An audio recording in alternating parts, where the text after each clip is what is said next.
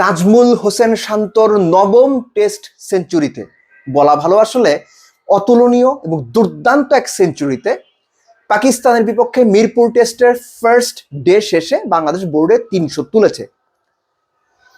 বাংলাদেশ সবশেষ test championship সাইকেলে যে 4টা ম্যাচ জিতেছিল, সেই 4টা ম্যাচ জেতার ক্ষেত্রে যে ধরনের সিগনিফিকেন্ট বিষয়গুলো ছিল কিংবা যে ধরনের অ্যাপ্রোচ আমরা দেখেছি এই টেস্টেও সেটার একটা সিমিলারিটি কিংবা মিল খুঁজে পাওয়া যাচ্ছে। সেই আলোচনাতে যাচ্ছি। তার আগে শান্তর ব্যাটিং অতুলনীয়, দুর্দান্ত, ফ্যান্টাস্টিক, অনেক রকম বিশেষণ আসলে ব্যবহার করা যায়। শান্তর এই ইনিংসটা অ্যাকচুয়ালি তাই। আপনি মোটামুটি স্পটলেস ইনিংস বলতে পারেন। যেভাবে শান্ত ড্রাইভ খেলেছেন, যেভাবে ডিফেন্ড করেছেন, যেভাবে পুল খেলেছেন, কিংবা যেভাবে বল লিফট করেছেন, মানে শুরু থেকে মনে হচ্ছিল যে শান্ত যেন বড় ইনিংস খেলার জন্য ফিজিক্যালি, মেন্টালি প্রস্তুতি নিয়ে এসেছেন এবং সেটা শুধু তিনি এক্সিকিউট করেছেন। কেননা শান্তর এটা নবম সেঞ্চুরি, যেটা আগেই বলছিলাম, আপনি খেয়াল করে দেখেন যে তার মতো কনভার্সন রেট 5টা 50, 9টা 100 বাংলাদেশের কারো নাই। ইনফ্যাক্ট টেস্ট ক্রিকেটের ইতিহাসেই শান্ত টপ মোস্ট 4 জনের একজন এই কনভার্সনের ক্ষেত্রে, যদিও long way to go, but নাম্বারের দিক থেকে বলছি আমি। শান্তর এই ইনিংসটার আরেকটা স্পেশালিটি হচ্ছে যে আপনি যখন ক্যাপ্টেন, যখন 30 রানের মধ্যে আপনার 2 উইকেট চলে গেছে, তখন আপনাকে একটু হলেও বেশি ভাবনা পেয়ে বসতে পারে বা বসার কথা। শান্তর ক্ষেত্রে সেটা হয়নি।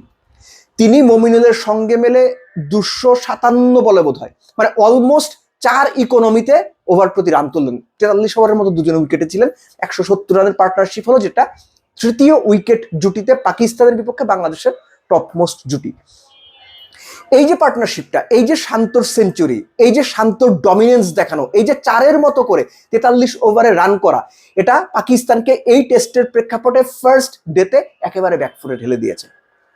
শান্ত যেভাবে আব্বাসকে, আমরা জানি যে আব্বাস 2 দিকেই বল খুব ভালো সুইং করাতে পারেন, তিনি যেভাবে একটু স্টেপ ইন করে গিয়ে বা একটু এগিয়ে গিয়ে উইকেট ছেড়ে যেভাবে সুইংগুলো কাভার করেছেন, মনে হয়েছে যে শান্ত ঠিক জানেন এই বোলার কি করবে এবং এই বোলারকে হ্যান্ডেল করতে আমার কি করতে হবে। আমি শুধু আব্বাসের কথা বলছি না, এন্টায়ার পাকিস্তানের যে বোলিং লাইন আপ আছে পুরোটাই। সো শান্তর এই ইনিংসটা সবকিছু মিলিয়েই স্পেশাল। একই সঙ্গে শান্ত আউট হলেন কিভাবে? এর আগে আপনি যদি সাদা বল, লাল বল মিলে শান্তর 10টা আউট বের করেন, 6টা আউট দেখবেন ওই একইভাবে হয়েছে। আপনি নিজেও জানেন যে অ্যারাউন্ড দ্য উইকেট গিয়ে ডানহাতি বোলার বা বাঁহাতি বোলার ওভার দ্য উইকেট বল করছেন, শান্তর স্ট্যাম্প কিংবা অফ স্ট্যাম্প লক্ষ্য করে বল ভেতরে আসছে, ইদার শান্ত বোল্ড হচ্ছেন অথবা এলবিডব্লিউ হচ্ছেন। এই ম্যাচেও একই ঘটনা ঘটেছে। শান্ত 100 করেছেন, ফ্যান্টাস্টিক ইনিংস, কিন্তু এই যে আউটটা, শান্ত বারবার এই আউটগুলোই কেন হচ্ছে, এই প্রশ্ন আমি আগেও রেখেছিলাম। এখন এই টেস্টের প্রেক্ষাপটে বা এই টেস্ট মিলিয়ে বাংলাদেশ যে সবশেষ টেস্ট চ্যাম্পিয়নশিপ সাইকেলে 4টা ম্যাচ জিতেছিল, যে সিমিলারিটির কথা আমি বলেছি, সেটা কি? বাংলাদেশ বড় স্কোর করে ফার্স্ট ইনিংসে এবং ম্যাচ জেতার ক্ষেত্রে ফেভারিট থাকে। আজকে পাকিস্তানে যে বাংলাদেশ হোয়াইট ওয়াশ করলো পাকিস্তানকে, প্রথম টেস্ট দেখেন একই ঘটনা ঘটছে। বাংলাদেশে 500 মতো রান করেছে গলে শ্রীলঙ্কার বিপক্ষে। ফার্স্ট ইনিংসে বাংলাদেশ কত 500 মতো রান করেছিল। আয়ারল্যান্ডের বিপক্ষে ফার্স্ট ইনিংসে বাংলাদেশ অলমোস্ট 600 করেছিল, 585-87 এরকম। সেকেন্ড টেস্টেও একই ঘটনা, 480-90 এরকম।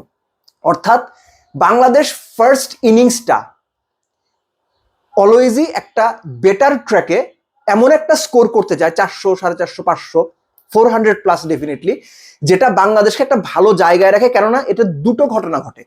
অপোনেন্টের ওপর একটা প্রেশার থাকে, ফার্স্টলি ফলো সেভ করতে হবে, তারপর সেকেন্ড যে প্রেশারটা থাকে যে 4th ইনিংস ব্যাট করতে হবে। বাংলাদেশ এই টেস্টের প্রেক্ষাপটে এই জায়গাটাতে এগিয়ে আছে এবং ফার্স্ট ডেতে 300 হয়ে যাওয়া মানে বাংলাদেশ বেশ ভালো অবস্থানে আছে। এখন নির্ভর করছে যে লিটন, মুশফিক যারা উইকেটে আছেন, বাইরে মেহেদী হাসান মিরাজ এবং অন্যান্য যারা আছেন, তারা মিলে এই 300 রানটাকে কত দূর পর্যন্ত নিয়ে যেতে পারেন। যদি 400 প্লাস হয়ে যায়, এই টেস্ট পাকিস্তানের জন্য খুব চ্যালেঞ্জিং হতে যাচ্ছে। ড্র করা জেতা দুদিক থেকেই।